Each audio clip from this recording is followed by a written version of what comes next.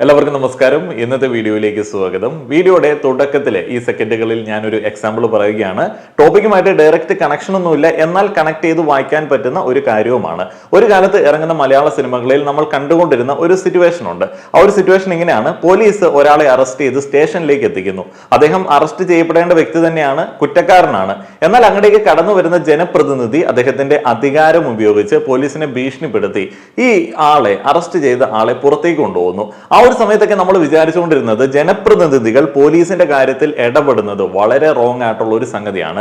Police എന്ന് പറയുന്നത് സ്വതന്ത്രമായിട്ട് പ്രവർത്തിക്കേണ്ട ഒരു സംവിധാനമായിട്ട് മാറേണ്ടതുണ്ട്. അങ്ങനെ പ്രവർത്തിച്ചാലേ ജനങ്ങൾക്ക് ക്ഷേമം ഉണ്ടാകത്തുള്ളൂ. ആ ഒരു കാലഘട്ടങ്ങളിൽ ഞാനടക്കമുള്ള ആളുകൾ ഇങ്ങനെ വിചാരിച്ചിരുന്നു, പോലീസിനെ വർക്ക് ചെയ്യാൻ സമ്മതിക്കാത്തത് ഇവിടെയുള്ള ജനപ്രതിനിധികളാണ്, ഇവിടെയുള്ള രാഷ്ട്രീയമാണ്, രാഷ്ട്രീയ പാർട്ടികളാണ്. എന്നാൽ പിന്നീട് കുറച്ചും കൂടെ നമ്മൾ ചിന്തിച്ച് മുന്നോട്ടേക്ക് വരുന്ന സമയത്ത് മനസ്സിലാവുന്ന ഒരു സംഗതിയുണ്ട്: പോലീസിലും ശക്തമായിട്ടുള്ള ഒരു മോണിറ്ററിംഗ് വേണം. നമ്മുടെ ജനപ്രതിനിധികൾ ഒരു ജനാധിപത്യ സംവിധാനത്തിൽ നമ്മളാൽ സദാ നിരീക്ഷണം നേരിടുന്ന ആളുകളാണ്. നമ്മളിങ്ങനെ എപ്പോഴും നോക്കിക്കൊണ്ടിരിക്കുകയാണ് അവരെ. മാധ്യമങ്ങൾ പ്രതിപക്ഷത്ത് സ്ഥിരമായി തന്നെ നിലയുറപ്പിച്ചിട്ടുണ്ട്. ഭരണപക്ഷം ഏതാണെങ്കിലും അവർക്കെതിരെ ഒരു വലിയ മാധ്യമ നിര തന്നെയുണ്ട്. അപ്പോൾ അവരുടെ ഓരോ പ്രവർത്തനങ്ങളിലും നമ്മളിങ്ങനെ വിമർശനമായിട്ടും അതേപോലെ തന്നെ എതിർപ്പുകളുമൊക്കെ ആയിട്ട് ഇങ്ങനെ റെഡി ആയിട്ട് നിൽക്കുകയാണ്. എന്നാൽ പോലീസ് സംവിധാനം ചില സമയത്ത് ഭരണപക്ഷത്തെയും പ്രതിപക്ഷത്തെയും ഒക്കെ നൈസായിട്ട് പറ്റിച്ച ഒരു സൈഡിൽ കൂടെ അവരുടെ ചില ലാഭങ്ങൾക്ക് വേണ്ടി അല്ലെങ്കിൽ അവരിലെ മേധാവികളുടെ ചില ലാഭത്തിന് വേണ്ടി പ്രവർത്തിച്ച് മുന്നോട്ടേക്ക് പോകുന്നത് കാണാനായിട്ട് സാധിക്കും. PV അൻവർ MLA ഉന്നയിച്ച ആരോപണങ്ങൾ, അദ്ദേഹം പുറത്തേക്ക് വിട്ട ചില വെളിപ്പെടുത്തലുകൾ എന്നീ കാര്യങ്ങൾ ഇത്തരത്തിലുള്ള ഒരു പോലീസ് സംവിധാനത്തെയാണ് ചൂണ്ടിക്കാണിക്കുന്നത്. ഭരണപക്ഷത്ത് നിന്ന് തന്നെ ഒരു MLA ഇത്തരത്തിലുള്ള ചില വെളിപ്പെടുത്തലുകൾ, ആരോപണങ്ങൾ ഉന്നയിക്കുന്ന സമയത്ത് അത് ഭരിക്കുന്ന പാർട്ടിയെ, സർക്കാരിനെ ബാധിക്കുന്ന ഒരു സംഗതിയാണ്. എന്നാൽ PV അൻവർ MLAയോട് മുഖ്യമന്ത്രിയോ അല്ലെങ്കിൽ ഭരണപക്ഷത്തുള്ള ആളുകളോ നിലവിൽ വലിയ കാര്യമായി എതിർപ്പുകൾ പ്രകടിപ്പിച്ചിട്ടില്ല എന്നുള്ളത് നമ്മൾ ഒന്ന് ഇരുത്തി ചിന്തിക്കേണ്ട സംഗതിയാണ്. ഈ ഒരു വെളിപ്പെടുത്തൽ കൊണ്ട്, ഈ ഒരു വാർത്തകൾ കൊണ്ട് രണ്ട് കാര്യങ്ങൾ സംഭവിക്കാൻ സാധ്യതയുണ്ട്. അതിലൊന്നാമത്തേത്, ആഭ്യന്തരമടക്കം കൈകാര്യം ചെയ്യുന്ന മുഖ്യമന്ത്രിയുടെ ഓഫീസിൽ നടക്കുന്ന കാര്യങ്ങളിൽ അദ്ദേഹത്തിന് അറിവില്ല എന്നുണ്ടെങ്കിൽ അത് അദ്ദേഹത്തിന്റെ ഭരണത്തിലെ ഒരു വീഴ്ച തന്നെയാണ്. രണ്ടാമതായി, ഈ കഴിഞ്ഞ ലോക്സഭാ ഇലക്ഷനിൽ CPIM കനത്ത തോൽവി നേരിട്ടിരുന്നു. അതിന്റെ ഒരു പ്രധാനപ്പെട്ട കാരണമായി ജനങ്ങൾ പറയുന്നത്, മാധ്യമങ്ങൾ വിശേഷിപ്പിക്കുന്നത് ആഭ്യന്തര വകുപ്പിന്റെ ഒരു വീഴ്ചയാണ്, പോലീസിന്റെ ചില പ്രവർത്തനങ്ങളാണ്.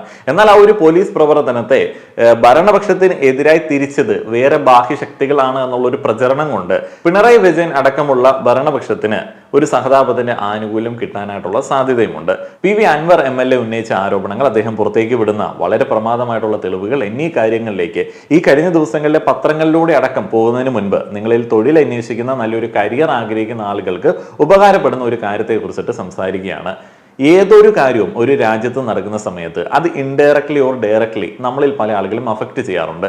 ഈ കഴിഞ്ഞ ദിവസം നമ്മൾ കേട്ട ഏറ്റവും വലിയൊരു വാർത്തയായിരുന്നു, വലിയ ടെക് ഭീമന്മാരായിട്ടുള്ള ഗൂഗിൾ, അതേപോലെ തന്നെ ആമസോൺ എന്നിവരൊക്കെ കൂട്ടത്തോടെ ആളുകളെ പിരിച്ചുവിടുന്നു. അതിന്റെ കാരണമായിട്ട് പല ആളുകളും പറയുന്നത് ആർട്ടിഫിഷ്യൽ ഇന്റലിജൻസിന്റെ ഒരു കടന്നുവരവാണ്. ശരിയാണ്, AI വരുന്നതുകൊണ്ട് ചില ജോബ് റോളുകൾ അപ്രത്യക്ഷമാകും. എന്നാൽ നമ്മൾ മനസ്സിലാക്കേണ്ട ഒരു സംഗതി, പല പുതിയ ജോബ് റോളുകളും സൃഷ്ടിക്കപ്പെടുന്നുണ്ട് എന്നുള്ളതാണ്. AI അറിയാവുന്ന ആളുകൾ അറിയാത്ത ആളുകളെ റീപ്ലേസ് ചെയ്യും എന്ന ഒരു ഭീഷണിയുണ്ട്. എന്നാൽ AI നിങ്ങൾ മനസ്സിലാക്കി വെച്ച് കഴിഞ്ഞാൽ, AI കൂടുതൽ പഠിച്ചു കഴിഞ്ഞാൽ നിങ്ങൾക്ക് വലിയ സാധ്യതകളുണ്ട്. അത്തരത്തിൽ AI പഠിക്കാൻ ആഗ്രഹിക്കുന്ന ആളുകൾക്ക് വേണ്ടി ഞാനൊരു 3 മണിക്കൂർ വർക്ക്ഷോപ്പ് റെക്കമെൻഡ് ചെയ്യുകയാണ്. ChatGPT and AI workshop. അതിന്റെ ലിങ്ക് ഡിസ്ക്രിപ്ഷനിലും കമന്റ് ബോക്സിലും നൽകിയിട്ടുണ്ട്. സാധാരണയായി ഇതൊരു പെയ്ഡ് വർക്ക്ഷോപ്പ് ആണ്. പക്ഷേ നമ്മുടെ ചാനലിലെ പ്രേക്ഷകർക്ക്, ആദ്യം ലിങ്ക് വഴി രജിസ്റ്റർ ചെയ്യുന്ന 1000 പ്രേക്ഷകർക്ക് ഈ ഒരു വർക്ക്ഷോപ്പ് തികച്ചും സൗജന്യമായി ലഭിക്കുന്നതാണ്. നിങ്ങൾക്ക് വേണ്ടി ഈ ഒരു കാര്യം പങ്കുവെക്കുന്നതിന് മുൻപ് ഞാൻ ഈ ഒരു വർക്ക്ഷോപ്പ് അറ്റൻഡ് ചെയ്യുകയുണ്ടായി. ഏകദേശം 20-ലധികം AI ടൂളുകളെ പരിചയപ്പെടാനായിട്ട് സാധിച്ചു. ചില ChatGPT ഹാക്കുകൾ പരിചയപ്പെടാനായിട്ട് സാധിച്ചു. അതുകൊണ്ട് തന്നെ ഞാൻ ഈ ഒരു വർക്ക്ഷോപ്പിന് 5 സ്റ്റാർ റേറ്റിംഗ് നൽകും. ഇത് കൂടാതെ നേടിയെടുക്കാൻ പറ്റുന്ന ചില സ്കില്ലുകളൊക്കെ ഉണ്ട്. വളരെ കോംപ്ലക്സ് ആയിട്ടുള്ള ഡാറ്റ എക്സലിൽ എങ്ങനെ കൈകാര്യം ചെയ്യാം എന്നുള്ളത് ഈ ഒരു വർക്ക്ഷോപ്പിന്റെ ഭാഗമായി നിങ്ങൾക്ക് മനസ്സിലാക്കാം. അതേപോലെ പേഴ്സണൽ ബ്രാൻഡിങ്, ബിസിനസ് സ്ട്രാറ്റജീസ്, ഈ ഒരു കാലഘട്ടത്തിന് ഉപകാരപ്പെടുന്ന മറ്റു ചില കാര്യങ്ങൾ. അതുമാത്രമല്ല, ഈ ഒരു കോഴ്സിനകത്ത് നിങ്ങൾക്ക് നേടിയെടുക്കാൻ പറ്റുന്ന ഈ കാലഘട്ടത്തിന്റെ ചില സ്കില്ലുകളൊക്കെ ഉണ്ട്. കണ്ടന്റ് ഐഡിയേഷൻ, വീഡിയോ എഡിറ്റിംഗ്, ഈ ഒരു സ്കില്ലുകളൊക്കെ ആർജിക്കുന്നത് കൊണ്ട് നിങ്ങൾക്ക് സ്മാർട്ടായിട്ട് ജോബ് ഹണ്ടിങ് മാത്രമല്ല, നിങ്ങൾക്ക് ലഭിക്കുന്ന സാലറി നിങ്ങൾക്ക് 3 ഇരട്ടിയായിട്ട് ഉയർത്താനായിട്ടും സാധിക്കും. അതേപോലെ 10 ഇരട്ടി കരിയർ ഗ്രോത്തും ഈ ഒരു കോഴ്സ് ഒക്കെ എടുക്കുന്നത് വഴി ലഭിക്കുന്നതാണ്. നിങ്ങൾ ടെക് ബാക്ക്ഗ്രൗണ്ട് ഉള്ള ആളുകളോ ടെക് ബാക്ക്ഗ്രൗണ്ട് ഇല്ലാത്ത ആളുകളോ, നിങ്ങൾ സെയിൽസിലുള്ള ആളുകളോ, മാർക്കറ്റിംഗ് ഡിപ്പാർട്ട്മെന്റ് കൈകാര്യം ചെയ്യുന്ന ആളുകളോ, HR ഫ്രീലാൻസേഴ്സോ, ഓണ്ടർപ്രണേഴ്സോ ആരുമായിക്കോട്ടെ, ഈ ഒരു വർക്ക്ഷോപ്പ് നിങ്ങൾക്ക് എല്ലാവർക്കും ഉപകാരപ്പെടുന്നതാണ്. ഓൾറെഡി 1 മില്യണിലധികം ആളുകൾ ഈ ഒരു വർക്ക്ഷോപ്പ് അറ്റൻഡ് ചെയ്ത് അവരുടെ കരിയർ ഗ്രോത്ത് ഉറപ്പാക്കിയിരിക്കുന്നു. എന്തിനാണ് വെയിറ്റ് ചെയ്യുന്നത്? ആദ്യം രജിസ്റ്റർ ചെയ്യുന്ന നമ്മുടെ പ്രേക്ഷകരിലെ 1000 ആളുകൾക്ക് ഈ ഒരു വർക്ക്ഷോപ്പ് തികച്ചും സൗജന്യമാണ്. ഈ ഒരു വർക്ക്ഷോപ്പ് അറ്റൻഡ് ചെയ്യാൻ വേണ്ട കാര്യങ്ങളൊക്കെ ഡിസ്ക്രിപ്ഷനിലും കമന്റ് ബോക്സിലും ലിങ്ക് ആയിട്ട് നൽകിയിട്ടുണ്ട്. വീഡിയോയിലേക്ക് തിരികെ വരുമ്പോൾ PV അൻവർ MLA ഉന്നയിച്ച വളരെ സീരിയസ് ആയിട്ടുള്ള ആരോപണങ്ങൾ എന്തൊക്കെയാണ് എന്നുള്ളത് നോക്കാം. PV അൻവറിന്റെ പ്രധാന ആരോപണങ്ങൾ: ADGP അജിത് കുമാർ കൊടും ക്രിമിനലാണ്, ദാവൂദ് ഇബ്രാഹിം ആണോ റോൾ മോഡൽ എന്ന സംശയം തോന്നും. ഈ ഗവൺമെന്റിനെയും ഈ പാർട്ടിയെയും ഇല്ലായ്മ ചെയ്യാൻ പ്രവർത്തിക്കുന്ന ഒരു ഗ്രൂപ്പാണ് MR അജിത് കുമാറിന്റെ ഒപ്പമുള്ള കേരളത്തിലെ പോലീസിലെ ഒരു വിഭാഗം എന്ന് നിങ്ങളെ ശ്രദ്ധയിൽപ്പെടുത്താൻ വേണ്ടിയിട്ടാണ് ഞാൻ ഈ കാര്യം ആദ്യമായി സൂചിപ്പിക്കുന്നത്. ക്രിമിനലാണ് ADGP അജിത് കുമാർ എന്ന് പറഞ്ഞു. ഈ MR അജിത് കുമാറിന്റെ റോൾ മോഡൽ ഒരു പക്ഷേ ദാവൂദ് ഇബ്രാഹിം ആണോ സംശയിച്ചു. ഈ പറയുന്ന MR അജിത് കുമാർ ഇവിടെ ആളുകളെ കൊല്ലിച്ചിട്ടുണ്ട്, കൊലപാതകം നടത്തിച്ചിട്ടുണ്ട്. ഉത്തരവാദിത്തത്തോടു കൂടിയാണ് പറയുന്നത്. അതൊക്കെ ഈ സ്വർണ്ണക്കള്ളക്കടത്തുമായി ബന്ധപ്പെട്ടാണ് കേട്ടോ. അദ്ദേഹത്തിന്റെ ഭാര്യ മറ്റൊരാളുമായി സംസാരിക്കുന്ന ഫോൺ കോൾസ്, ഭാര്യയെ വിളിക്കുന്നത് ഭാര്യയുടെ ആങ്ങളെയാണ്. ആ ഫോണ് ഫോർവേഡ് ചെയ്ത് അതിന്റെ മറ്റേ അറ്റത്ത് കേരളത്തിലെയും ബോംബെയിലെയും കള്ളക്കടത്ത് സംഘത്തിലെ പണം ഇൻവെസ്റ്റ് ചെയ്യുന്ന വളരെ പ്രധാനികളായ കള്ളക്കടത്തുകാരാണ്. ഇത്രയും കള്ളത്തരങ്ങൾ നടക്കുന്നു. വിശ്വസിച്ച് ഏൽപ്പിച്ചതാരാ? സഖാവ് P ശശിയാണ് അല്ലെ. അദ്ദേഹത്തിന് ഈ കാര്യത്തിൽ പരാജയമുണ്ട് എന്ന് തന്നെയാണ് ഞാൻ വിശ്വസിക്കുന്നത്. ആർക്കതിന് ഉത്തരവാദിത്വം? പൊളിറ്റിക്കൽ സെക്രട്ടറിക്കല്ലേ. അവിടെയാണ് എന്റെ പ്രശ്നം. അദ്ദേഹത്തിന്റെ ഉത്തരവാദിത്വം നിർവഹിക്കണ്ടേ? അത് നിർവഹിച്ചിട്ടില്ല എന്ന് തന്നെ മനസ്സിലാക്കും. ഈ റീസെന്റ് ആയിട്ട് നമ്മൾ കേൾക്കുന്ന ചില വാർത്തകളുണ്ട്. വലിയ തോതിൽ സ്വർണ്ണ കടത്തുകാരെ പിടിക്കുന്നുണ്ട്, ലഹരി കടത്തുകാരെ പിടിക്കുന്നുണ്ട്. ഈ കടത്തുകാരെയൊക്കെ പിടിക്കുന്ന സമയത്ത് സാധാരണക്കാരായിട്ടുള്ള ജനം പോലും ചോദിക്കുന്ന ഒരു ചോദ്യമുണ്ട്: എന്തുകൊണ്ടാണ് ഈ ചെറിയ അളവിൽ കൊണ്ടുവന്ന കാരിയേഴ്സിനെ പിടിക്കുന്നത്? ഇതിന്റെ തലപ്പത്തുള്ള ആളുകളെ കണ്ടുപിടിക്കാൻ പറ്റാത്തത് എന്തുകൊണ്ടാണ്? നമ്മുടെ ശക്തമായിട്ടുള്ള പോലീസ് സംവിധാനത്തിൽ സാങ്കേതിക വിദ്യകളുടെയൊക്കെ ഒരു കടന്നുവരവ് ഉള്ളത് കൊണ്ടൊക്കെ തന്നെ ശരിക്കും പറഞ്ഞാൽ ഈ മുകളിലുള്ള ആളുകളെ കണ്ടുപിടിക്കാൻ പറ്റാവുന്നതാണ്. എന്നാൽ നമ്മളുടെ പോലീസ് സേന പലപ്പോഴും ആ ഒരു ഏരിയയിൽ നിന്നിട്ട് പതുക്കെ അങ്ങോട്ട് മാറി നിൽക്കുകയാണ്. അപ്പോൾ അത്തരത്തിലുള്ള ചില കാര്യങ്ങൾക്കുള്ള ഉത്തരവും PV അൻവർ MLA അദ്ദേഹത്തിന്റെ വെളിപ്പെടുത്തലിൽ കൂടെ നടത്തുന്നുണ്ട്. ഈ സ്വർണത്തിന്റെ ഏറിയ പങ്കും അപഹരിക്കാൻ വേണ്ടിയുള്ള ചില ശ്രമങ്ങൾ നടക്കുന്നുണ്ട്. അതേപോലെ തന്നെ ഈ കാരിയേഴ്സ് ആയിട്ടുള്ള ആളുകളെ കൊടുക്കാൻ വേണ്ടി, ഒന്നോ രണ്ടോ ആളുകളെ ഇട്ടുകൊടുക്കാൻ വേണ്ടി ഇതിന്റെ തലപ്പത്തുള്ള ആളുകൾ കളിക്കുന്ന കളിയിൽ പോലീസ് ഒരു ഭാഗമാണ് എന്നീ കാര്യങ്ങളൊക്കെ പറയുന്നുണ്ട്. സുജിത് ദാസ് IPS വരുന്നതിന് മുമ്പ് സെൻട്രൽ എക്സൈസ് ആൻഡ് കസ്റ്റംസ് എന്നാണ് IPS എഴുതിയിട്ട് സുജിത് ദാസ് വരുന്നത്. കസ്റ്റംസിലെ ഉദ്യോഗസ്ഥരുമായിട്ട് അതിഭയങ്കരമായ ബന്ധം നിലനിർത്തുന്നുണ്ട്. ആ ബന്ധങ്ങളാണ് കോഴിക്കോട് എയർപോർട്ടിൽ സ്വർണം കടത്താൻ, കോഴിക്കോട് മാത്രമല്ല തിരുവനന്തപുരം എയർപോർട്ടിൽ നടന്നതിന്റെ ഡീറ്റെയിൽസ് എനിക്ക് കിട്ടിക്കൊണ്ടിരിക്കുന്നുണ്ട്. കസ്റ്റംസിലെ സെക്ഷനാണ് വർക്ക് ചെയ്യുന്നത്. ഒരുപാട് കേസ് പിടിച്ചല്ലോ അല്ലെ സുജിത് ദാസ്? അത്ഭുതമായിരുന്നു. ഇങ്ങനെ എത്ര കേസ് കസ്റ്റംസ് വെട്ടിച്ചു വന്നിട്ട് നടു റോഡിലിട്ട് പോലീസ് പിടിക്കുന്നല്ലേ? എന്താ സംഭവം? പലതും ദുബായിൽ നിന്ന് ഈ കാരിയർമാർ ക്യാരി ചെയ്ത് വരുമ്പോൾ തന്നെ അവിടുത്തെ ഒറ്റുകാർ വഴി സുജിത് ദാസ് കിട്ടും. അതൊരു സെക്ഷൻ. രണ്ടാമത്തെ സെക്ഷൻ ആരാണ് നിങ്ങൾക്ക്? നിങ്ങൾ ശരിക്കും കേട്ടോ. രണ്ടാമത്തെ സെക്ഷൻ കസ്റ്റംസിലെ ചില ഉദ്യോഗസ്ഥരാണ്. അവർ സ്കാനിങ്ങിൽ ഈ സാധനം കാണുന്നുണ്ട്. ഈ കാരിയർക്ക് വീടൊന്നും അറിയില്ല, ഇത് അയക്കുന്നവരും അറിയില്ല. ഒരു വിചാരിക്കും അവരുടെ പാക്കിംഗ് സിസ്റ്റത്തിലാണ് രക്ഷപ്പെട്ടു പോയതാണ്. കരിപ്പൂർ എയർപോർട്ടിലൊക്കെ സ്കാനിങ്ങിന്റെ ഏറ്റവും അഡ്വാൻസ് ടെക്നോളജി ഉപയോഗിക്കുന്നത്. അപ്പം ഇത് കണ്ടാൽ ഇവനെ കടത്തിവിടുക. അപ്പൊ പുറത്തുനിന്ന് പോലീസിന് വിവരം, ഇന്ന ആള് ഇന്ന കളർ കുപ്പായം ടാക്സിയിലോ വേറെ വണ്ടിയിലോ വരും. ഈ ചങ്ങാതിന്റെ ഒരു ഡാൻസ് സ്റ്റാഫ് ഉണ്ടല്ലോ, ഡാൻസ് സ്റ്റാഫ് അതൊക്കെ വരാൻ പാടുള്ളൂ. പക്ക ക്രിമിനൽസ്. പേരെന്താ? MDMA പിടിക്കുക. പണി എന്താ? സ്വർണ്ണക്കള്ളക്കടത്ത് നടത്തി പൈസ ഉണ്ടാക്കും. അപ്പൊ നമുക്ക് തോന്നും എന്താണ് എന്നാ കസ്റ്റംസിനെ നമ്മൾ പിടിച്ചാൽ പറയാം. കസ്റ്റംസിനെ പിടിച്ചാലേ കുഴപ്പം അറിയുക. അവിടെ കംപ്ലീറ്റ് CCTV ഒബ്സർവേഷനിലാണ്. ഒരു ബിസ്ക്കറ്റ് എന്നിട്ട് മാറ്റാൻ കഴിയില്ല. അപ്പോഴോ പുറത്തിട്ട് പോലീസ് ആ വണ്ടി വരുന്നു, ബ്ലോക്ക് ചെയ്യുന്നു. 2 പോലീസുകാർ അപ്പുറം കൊണ്ട് ചാടിക്കൊന്ന് വിടണമെന്ന് പറയും. ഇവരെ കേന്ദ്രത്തേക്ക് പോകാം. അവിടെ നിന്നാണ് ചോദിക്കാനൊന്നുമില്ലല്ലോ, കൃത്യമായ പെട്ടിയുടെ ഏത് ഭാഗത്ത് എങ്ങനെ വെച്ചിരിക്കുന്നത്. 25 ബിസ്ക്കറ്റ് ഉണ്ടെങ്കിൽ 10 ബിസ്ക്കറ്റ് അവിടെ നിന്ന് എടുക്കും.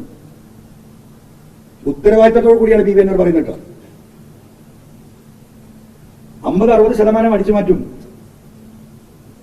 ബാക്കി കസ്റ്റംസിന് കൈമാറും. എന്നും പിടുത്തു കോടാനൊക്കെ ഉറപ്പില്ല സ്വർണ്ണം പിടുത്തു. കസ്റ്റംസ് പിടിച്ചാൽ ആർക്കൊന്നും കിട്ടൂല. അപ്പോ 60-70% അടിച്ചു മാറ്റി. അതിനൊരു സെറ്റപ്പ് സുജിത് ദാസിന്റെ ഈ പഴയ കസ്റ്റംസ് ബന്ധവുമായി ബന്ധപ്പെട്ട ഒരു ഗ്രൂപ്പും ഈ പറയുന്ന ഡാൻസ് ആപ്പും ഈ പറയുന്ന സുജിത് ദാസും ഈ പറയുന്ന ഇതിന്റെ ഏറ്റവും തലവൻ MR അജിത് കുമാർ. അടുത്ത ഒരു പ്രധാനപ്പെട്ട ആരോപണമാണ് ADGP സൈബർ സെല്ലിനെ ഉപയോഗിച്ച് മന്ത്രിമാരുടെയും പ്രമുഖ രാഷ്ട്രീയ പ്രവർത്തകരുടെയും മാധ്യമ പ്രവർത്തകരുടെയും ഫോൺ ചോർത്തി. ഇതിന് മാത്രമായി ഒരു IPS ഉദ്യോഗസ്ഥനെ സൈബർ സെല്ലിൽ നിയോഗിച്ചു. നിലവിൽ പോലീസ് സേന നെറ്റ്വർക്ക് പ്രൊവൈഡേഴ്സിന്റെ സഹായത്തോടെ ആരുടെയൊക്കെ ഫോണുകൾ കേൾക്കുന്നുണ്ട് അല്ലെങ്കിൽ ചോർത്തുന്നുണ്ട് എന്നുള്ളതിന് കൃത്യമായിട്ടുള്ള ഒരു വിവരം സാധാരണ ജനത്തിന് അറിയാവുന്നതുപോലെ പുറത്തേക്കില്ല. എന്നാൽ ഒരു 30 പേര് അടുപ്പിച്ചുണ്ട് എന്നൊക്കെ ഞാനൊരു പത്രത്തിൽ വായിക്കുകയുണ്ടായി, മലയാള മനോരമയിൽ വായിക്കുകയുണ്ടായി.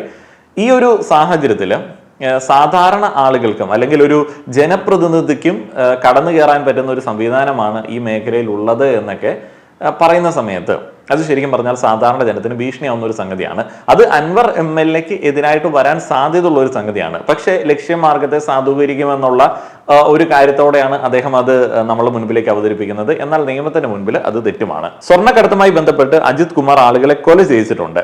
കോഴിക്കോട്ടെ കച്ചവടക്കാരനായ മാമിയെ കാണാതായിട്ട് 1 വർഷമായി കൊന്നതാകാമെന്ന് വിശ്വസിക്കുന്നു. മുന്നേ ഞാൻ പറഞ്ഞതുപോലെ റീസെന്റ് ആയിട്ട് നടന്ന സ്വർണ്ണക്കടത്ത് കേസുകളിൽ സ്വർണം പൊട്ടിക്കൽ സംഘങ്ങൾ, അപ്പോൾ അവരുടെ ഇടയിലുള്ള പക, കൊലപാതകങ്ങൾ എന്നീ കാര്യങ്ങളിൽ ആളുകൾക്കൊരു അവ്യക്തത ഉണ്ടായിരുന്നു. അപ്പോൾ അങ്ങനെയുള്ള അവ്യക്തതകളിലേക്ക് പോലീസ് സേനയെ പ്രതിയാക്കുന്ന തരത്തിലേക്കുള്ള ചില സൂചനകളാണ് അൻവർ MLA ഇവിടെ ഇട്ടുതരുന്നത്. ADGPയുടെ ഭാര്യ അവരുടെ സഹോദരനുമായി സംസാരിക്കുന്ന ഫോൺ സംഭാഷണമുണ്ട്. കേരളത്തിലെയും മുംബൈയിലെയും കള്ളക്കടത്തിൽ നിക്ഷേപിക്കുന്ന പ്രധാനികൾ മൂന്നാമതൊരു ഫോണിൽ ഈ സംഭാഷണത്തിൽ പങ്കാളികളായിരുന്നു. അപ്പോൾ ഇവിടെ അൻവർ MLA ചില സംഭാഷണങ്ങൾ പുറത്തേക്ക് വിടാമെന്നുള്ള വാഗ്ദാനം നൽകുന്നുണ്ട്. അപ്പോൾ ഈ ഒരു സംഭാഷണം അദ്ദേഹത്തിന് കിട്ടിയ സോഴ്സിനെ കുറിച്ചിട്ട് അദ്ദേഹം പറയുന്നില്ല. അദ്ദേഹത്തെ സഹായിച്ച ആളുകളെ കുറിച്ചിട്ടും അദ്ദേഹം ഇവിടെ വെളിപ്പെടുത്തുന്നില്ല. മുൻ മലപ്പുറം SP സുജിത് ദാസിന്റെ നേതൃത്വത്തിൽ കരിപ്പൂർ വിമാനത്താവളത്തിലെ കള്ളക്കടത്ത് സ്വർണത്തിന് നല്ലൊരു ഭാഗം അടിച്ചു മാറ്റി. നേരത്തെ കസ്റ്റംസിൽ ജോലി ചെയ്തിരുന്ന സുജിത് ദാസ് ഈ ബന്ധം ഇതിനായി ഉപയോഗപ്പെടുത്തി. CCTV ഉള്ളതിനാൽ കസ്റ്റംസ് പിടിക്കുന്ന സ്വർണത്തിൽ തിരിമറി നടത്താനാവില്ല. അതിനാൽ സ്വർണം ശ്രദ്ധയിൽപ്പെട്ടാലും കാരിയർമാരെ പിടികൂടാതെ കസ്റ്റംസ് സുജിത് ദാസിന് വിവരം കൈമാറും.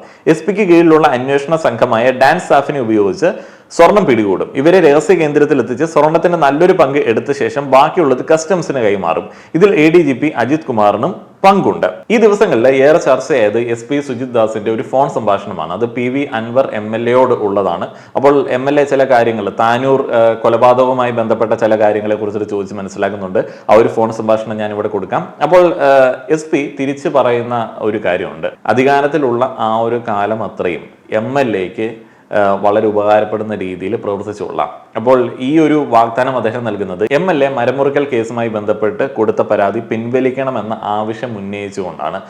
എൻക്വയറിക്ക് പോയി കഴിഞ്ഞാൽ എന്തെങ്കിലും വിഷയം വരുമോ?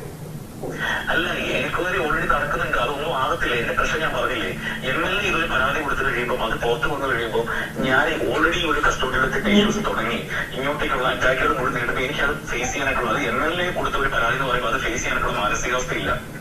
മാനസികാവസ്ഥ മനസ്സിലാക്കിയാൽ അത് ഓക്കെ, ഞാൻ സമ്മതിച്ചു. ഞാൻ ചോദിച്ചു, ഞാൻ കൊടുത്ത പരാതി നിങ്ങൾക്ക് മെയിലാണ് ഡിലീറ്റ് ചെയ്യാൻ സംവിധാനം ഉണ്ടോന്ന് ചോദിച്ചു.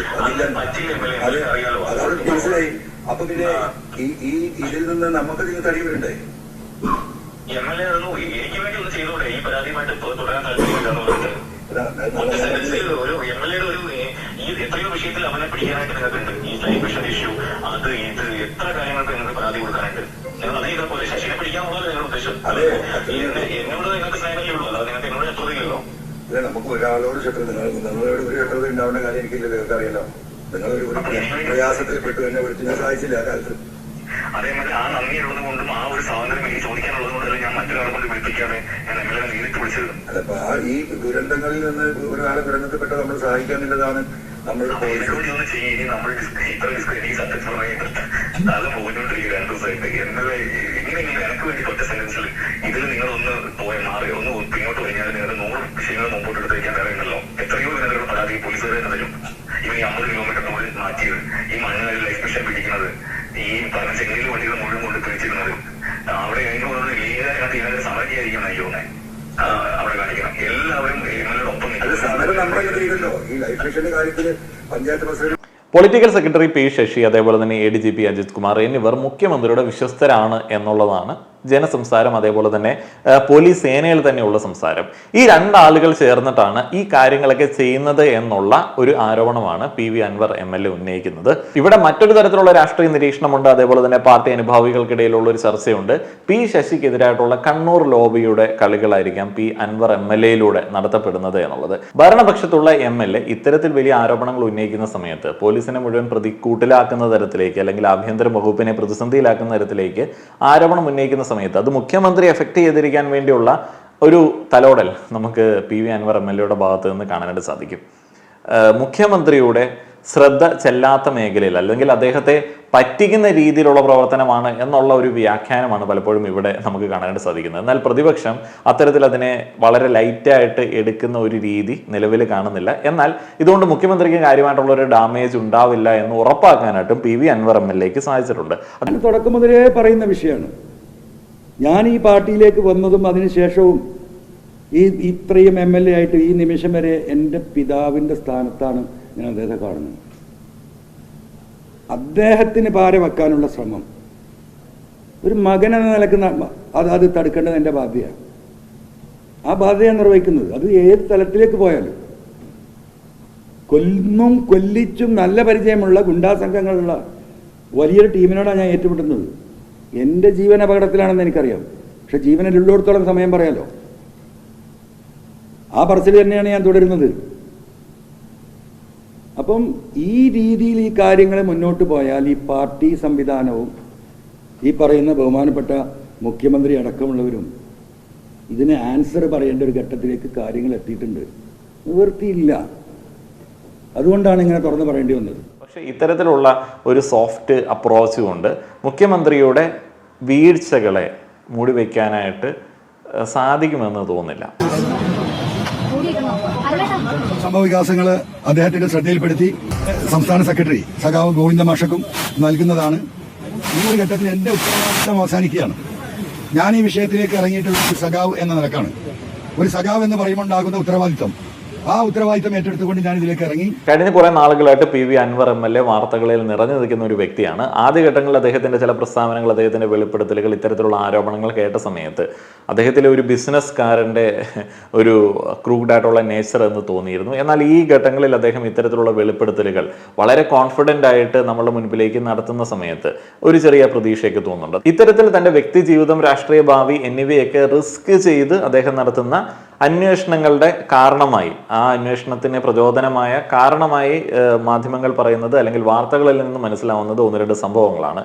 അതിലൊന്ന് അദ്ദേഹത്തിന്റെ പാർക്കുമായി ബന്ധപ്പെട്ട ഒരു മോഷണമാണ്. 2000 കിലോയോളമുള്ള ഇരുമ്പിന്റെ വടം ആരോ മോഷ്ടിച്ചുകൊണ്ട് പോയി. പോലീസ് അന്വേഷണം നടത്തിയില്ല.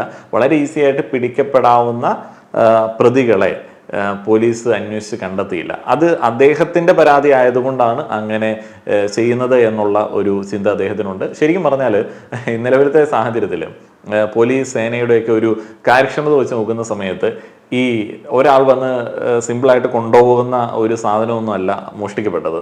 അപ്പോൾ അത് പോലീസിന്റെ അനാസ്ഥ തന്നെയാണ്. പിന്നെ രണ്ടാമതൊരു കാരണമായി പറയുന്നത്, അത് ശരിക്കും പറഞ്ഞാൽ ഭരണപക്ഷത്തെ തന്നെ ബാധിക്കുന്ന ഒരു സംഗതിയാണ്. ലൈഫ് മിഷന്റെ വീടിന്റെ തറയിൽ മണ്ണ് നിറയ്ക്കാൻ വേണ്ടി ലോറിയിൽ മണ്ണ് കൊണ്ടുവരുന്ന സമയത്ത് അത് പോലീസ് സേന വന്നിട്ട് തടയുന്നു. ആ ഒരു ലോറി കസ്റ്റഡിയിലെടുക്കുന്നു. ആ ഒരു ലോറി കസ്റ്റഡിയിലെടുത്ത് ഏകദേശം 3 മാസത്തോളം പോലീസ് സ്റ്റേഷനിലിടുന്നു. അതിന് 15 ലക്ഷത്തോളം രൂപ ഫൈനായിട്ട് നൽകുന്നു. അതിന്റെ ഉടമ ഈ 3 മാസത്തെ കോടതി വ്യവഹാരങ്ങളിൽ കൂടെയാണ് വണ്ടി തിരിച്ചെടുക്കുന്നത്. എന്നാൽ അദ്ദേഹത്തിന് ഭീമമായിട്ടുള്ള സാമ്പത്തിക നഷ്ടം ഉണ്ടായിട്ടുണ്ട്. 3 മാസം വണ്ടിയുടെ EMI മുടങ്ങുന്നു, അതിന്റെ ബാക്കി കാര്യങ്ങൾ മുടങ്ങുന്നു, അദ്ദേഹം സാമ്പത്തിക ബാധ്യതയിലേക്ക് പോകുന്നു. അപ്പോൾ ഇത്തരത്തിലുള്ള കാര്യങ്ങളുണ്ട്. ഈ ലൈഫ് മിഷന്റെ വീടിന്റെ നിർമ്മാണം വൈകിപ്പിക്കുന്നതും അപ്പോൾ അതിലേക്ക് പോലീസ് ഇടപെടുന്നതും ഒക്കെ ഭരണപക്ഷത്തെ ബാധിക്കുന്ന ഒരു സംഗതിയാണ്. ഈ ഒരു സംഭവമൊക്കെ വളരെ രസകരമാണ്. എന്നാൽ അനുഭവിക്കുന്ന ആളുകളുടെ ബുദ്ധിമുട്ട് നമ്മൾക്ക് മനസ്സിലാവുന്നതുമാണ്. പാസുള്ള മണ്ണുമായി വന്ന ലോറി മുന്നേ എപ്പോഴോ നികത്തിയ പാടത്തേക്ക് ഈ മണ്ണിറക്കുന്നതിന്റെ ഭാഗമായിട്ട് ഒന്ന് ജസ്റ്റ് തിരിക്കുകയാണ്. അപ്പോൾ ഒന്ന് ജസ്റ്റ് തിരിച്ച് വണ്ടിയുടെ ടയർ ആ ഒരു പാടത്തേക്ക് വരുന്ന സമയത്ത് പോലീസ് ചാടി വീഴുകയാണ്. പാടം നികത്താനായിട്ട് വന്നത് എന്നുള്ള രീതിയിൽ ആ കേസിനെ മാറ്റുകയാണ്, വണ്ടി കസ്റ്റഡിയിൽ എടുക്കുകയാണ്. ശരിക്കും ആ ഒരു വീടിന്റെ തറയിൽ ഫില്ല് ചെയ്യാൻ വേണ്ടിയുള്ള ഒരു ലോഡ് മണ്ണിന്റെ പ്രശ്നമാണ്. അപ്പോൾ അതിനെ ആ ഒരു രീതിയിലേക്ക് കൊണ്ടുവന്ന് എത്തിച്ചത്, കാര്യങ്ങൾ അവിടെയുള്ള പോലീസുകാരെ ധരിപ്പിക്കാൻ ശ്രമിച്ചിട്ട് അവർ മനസ്സിലാക്കാതെ ഇരിക്കുന്നത് ഒക്കെ പോലീസിനെ പ്രതിസ്ഥാനത്താക്കുന്ന, അത് ഭരണപക്ഷത്തിനെതിരായിട്ട് പോലീസിന്റെ പ്രവർത്തികൾ ഉണ്ട് എന്ന് തെളിയിക്കുന്ന സംഗതികളൊക്കെയാണ്. അത് സാധാരണക്കാർക്ക് മനസ്സിലാവുന്നതാണ്. ഇതിനോടൊപ്പം തന്നെ ഉയർന്നു വന്ന ഒരു ആരോപണമാണ് തൃശൂർ പൂരവുമായി ബന്ധപ്പെട്ട പോലീസിന്റെ ഒരു ഇടപെടൽ. അത് ഭരണപക്ഷത്തെ കാര്യമായി ബാധിച്ച ഒരു സംഗതിയാണ്. എന്നാൽ അതിൽ ADGP അജിത് കുമാറിന്റെ ഇടപെടൽ ബാഹ്യ പ്രേരിതമാണ് എന്ന് VS സുനിൽകുമാർ അടക്കമുള്ള ആളുകൾ വെളിപ്പെടുത്തുന്നുണ്ട്. ആ ഒരു വീഡിയോ ക്ലിപ്പ് ജസ്റ്റ് ഒന്ന് പ്ലേ ചെയ്യാം. പൂരം തടയാൻ പാടില്ല, പൂരം നടക്കാതിരിക്കാൻ പാടില്ല എന്ന ലക്ഷ്യത്തോടു കൂടി പോകുന്നതിനിടയിൽ എങ്ങനെയാണ് പൂരം ആ പ്രത്യേക ഒരു സമയത്ത് ആരാണ് തീരുമാനിച്ചത്? ആ ലൈറ്റ് ഓഫ് ചെയ്യാൻ തീരുമാനിച്ച ആരാണ് മേളം നിർത്തിവെക്കാൻ പറഞ്ഞ ആരാണ് പിന്നെ വെടിക്കെട്ട് വേണ്ടാൻ തീരുമാനിച്ചത്? ഏതെങ്കിലും കമ്മിറ്റി കൂടിയിട്ടാണോ? അതല്ല ഒരു വികാരപരമായി ഉണ്ടായ ഒരു കാര്യമാണോ? അതല്ല അതിന് പിന്നെ രാഷ്ട്രീയമായ ലക്ഷ്യം ഉണ്ടായിട്ടുണ്ടോ? ഇതൊക്കെ പരിശോധിക്കണ്ടേ? പിന്നെ BJP ഉൾപ്പെടെയുള്ള രാഷ്ട്രീയ പാർട്ടി സ്വാഭാവികമായിട്ട് അവർ ഉപയോഗപ്പെടുത്താൻ ശ്രമിച്ചു. അവരതിനു വേണ്ടി അതിന് പിന്നെ ഞാൻ ചോദിക്കുന്നത് 2:45 മണി നേരത്ത് ഞാനവിടെ വരുന്ന 3:45 നേരത്തെ എത്തുന്നത് 2:45 മണി നേരത്ത് പിന്നെ BJP സ്ഥാനാർത്ഥി ആംബുലൻസിൽ കൊണ്ടുവരുന്നു. RSS നേതാക്കന്മാർ അവിടെ പ്രത്യക്ഷപ്പെടുന്നു. ഈ തൃശ്ശൂർ ജില്ലക്കാരല്ല, അത് സംസ്ഥാന നേതാക്കന്മാരടക്കമുള്ള ആൾക്കാർ അവിടെ പ്രത്യക്ഷപ്പെടുകയൊക്കെ ചെയ്യുന്നത് യാദൃശ്യമാണെന്ന് നിങ്ങൾക്ക് വിചാരിക്കുന്നുണ്ടോ? അത് പുറത്തു വന്നാൽ മതിയോ? അല്ല, അതൊക്കെ പുറത്തു കൊണ്ടുവരേണ്ടത് സർക്കാരാണ്. നമ്മളെ പോലെ സാധാരണ ജനം വളരെ സീരിയസ് ആയിട്ട് മനസ്സിലാക്കേണ്ട ചില കാര്യങ്ങളാണ് ഈ ദിവസങ്ങളിലെ വാർത്തകളിൽ കൂടെ വെളിവാകുന്നത്. നിലവിലത്തെ സാഹചര്യത്തിൽ PV അൻവർ MLA നമ്മൾ വിശ്വസിക്കേണ്ടിയിരിക്കുന്നു. അദ്ദേഹം നടത്തുന്ന ചില വെളിപ്പെടുത്തലുകൾ, അദ്ദേഹം പുറത്തേക്ക് വിടുന്ന ചില തെളിവുകളൊക്കെ കണക്ട് ചെയ്യുന്ന സമയത്ത് എവിടെയൊക്കെയോ ചില പ്രശ്നങ്ങൾ വളരെ കാര്യമായിട്ട് തന്നെ ഉണ്ട് എന്ന് നമുക്ക് മനസ്സിലാവും. ADGP അജിത് കുമാറിനെതിരെ മുഖ്യമന്ത്രി അന്വേഷണം പ്രഖ്യാപിച്ചിട്ടുണ്ട്. എന്നാൽ അദ്ദേഹത്തെ സ്ഥാനത്ത് നിന്ന് മാറ്റി നിർത്താനായിട്ടുള്ള ഒരു നടപടിയും നിലവിൽ സർക്കാരിന്റെ ഭാഗത്ത് നിന്ന് ഉണ്ടായിട്ടില്ല. എന്നാൽ സുജിത് ദാസിനെ ഇന്നലെ അധികാരത്തിൽ നിന്ന് മാറ്റി നിർത്തുകയും ചെയ്തിരുന്നു. വരും ദിവസങ്ങളിൽ കൂടുതൽ കാര്യങ്ങൾ വെളിവാകും. അൻവർ MLAയുടെ കയ്യിൽ കൂടുതൽ ശക്തമായിട്ടുള്ള തെളിവുകൾ ഉണ്ട് എന്നൊക്കെ പറയപ്പെടുന്നു. അപ്പോൾ ആ തെളിവുകൾക്ക് വേണ്ടി നമ്മൾ കാത്തിരിക്കുകയാണ്. മറുനാടൻ ഷാജൻ അടക്കമുള്ള ആളുകൾക്കെതിരെയുള്ള ആരോപണങ്ങളും നിലവിൽ നമുക്ക് കേൾക്കാനായിട്ട് സാധിച്ചു. 2 കോടിയോളം തുക കൈക്കൂലിയായിട്ട് കൊടുത്തു. അതിൽ 1.5 കൊടുത്തുള്ളൂ, 50 കൊടുക്കാനുണ്ട് എന്നുള്ള ചില രസകരമായിട്ടുള്ള ആരോപണങ്ങളും കണ്ടിരുന്നു. അപ്പോൾ അദ്ദേഹം ഉപ്പ് തിന്നവനെ പോലെ വളരെ വിഷമിച്ച് കണ്ടിന്യൂസ് ആയിട്ട് യാതൊരുവിധ കണ്ടന്റുമില്ലാത്ത വീഡിയോകൾ അടിച്ചു കൊണ്ടിരിക്കുന്നതും ഈ ദിനങ്ങളിൽ, ഈ നിമിഷങ്ങളിൽ കാണുന്ന ഒരു സംഗതിയാണ്. ഏതായാലും വീഡിയോയുടെ തുടക്കത്തിൽ ഞാൻ പറഞ്ഞ നല്ലൊരു തൊഴിൽ കരിയറൊക്കെ ആഗ്രഹിക്കുന്നവർക്ക് അപ്ഡേറ്റഡ് ആവാൻ വേണ്ടിയുള്ള 3 മണിക്കൂർ ChatGPT and AI workshop attend ചെയ്യാൻ വേണ്ടിയുള്ള ലിങ്ക് ഡിസ്ക്രിപ്ഷനിലും കമന്റ് ബോക്സിലും നൽകിയിട്ടുണ്ട്. താല്പര്യമുള്ള ആളുകൾക്ക് ആ ഒരു ലിങ്ക് ഉപയോഗിക്കാവുന്നതാണ്. വീഡിയോയെക്കുറിച്ചിട്ടുള്ള നിങ്ങളുടെ അഭിപ്രായങ്ങൾ, നിങ്ങളുടെ കണ്ടെത്തലുകൾ എന്നീ കാര്യങ്ങൾ കമന്റ് ബോക്സിൽ പറയുക. വീഡിയോ കണ്ട എല്ലാ ആളുകൾക്കും നന്ദി.